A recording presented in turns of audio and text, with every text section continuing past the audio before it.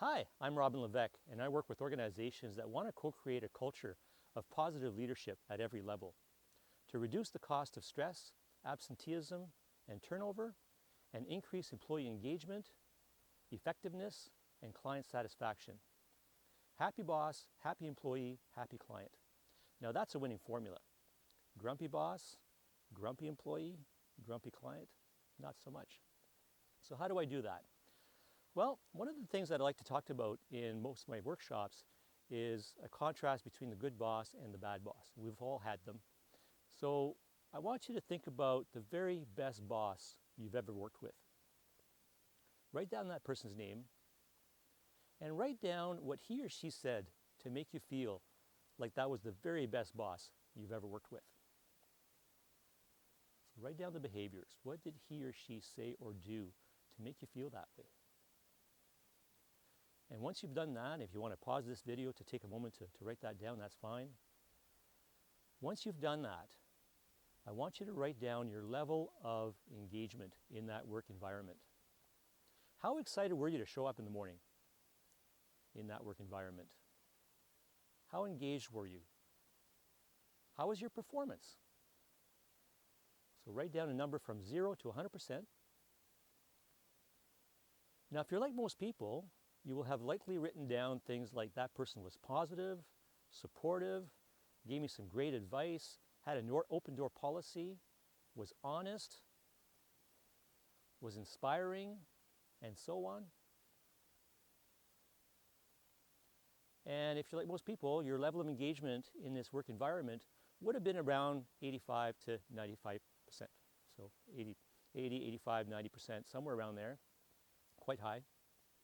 So high level of engagement. Now this is called a contrast exercise because now we're going to think about the opposite.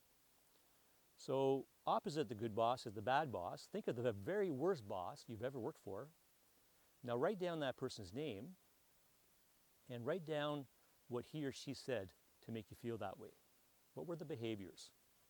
What did he or she say or do to make you feel that way? And again, it's okay to pause this video if you want to take a moment to write that down. And once you've done that, write down your level of engagement in that work environment.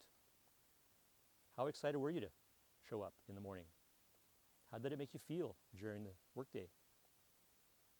What was your level of performance? And again, if you're like most people, you probably will have said that the person is negative, that he or she talked down at you, was overly critical, was backstabbing, was micromanaging, was second-guessing decisions, not giving you the autonomy to do your own job. And if you're like most people, you probably will have rated yourself around the 20-25% mark engagement on this particular exercise. If you're a super high performer, maybe 40-45% at the most.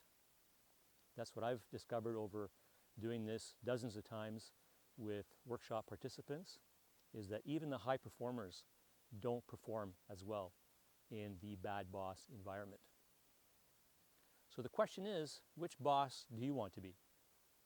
If it's the good boss, great, you've come to the right place. Now, how do you become more of the good boss? Well, that'll be the subject of future videos. But for now, I want to offer you this piece of advice. Make a choice. Whether you're a good boss or a bad boss is a choice that you make. If you choose to believe that people are good and want to do a good job, then that's the behavior that you will reinforce as a leader. Now, going back to our exercise, the question is, why do we still have so many bad bosses in the work environment? Well, it's my belief that sometimes we pick the wrong people to take on leadership positions. We give them promotions and raises to be good technicians, and we put them in a people leadership role that may not be where they belong. The other reason is that this is how we're training bosses in some of our work environments. They learn from other bad bosses that have gone before them, and they think this is the way that you should work with people, that you should manage them, that you should get them to perform in using negative behavior. That's just not the case. And now we have positive psychology to show us that that's just not the case, that happy boss is contagious, will rub off on its employees. Therefore, we have happy employees and happy clients. And again, that's a winning formula. So see you next time, where I'm going to talk to you about the Dream Master Key, which is one of the tools that I've developed over the last few years to create more good boss behavior in all of us. Take care and see you next time.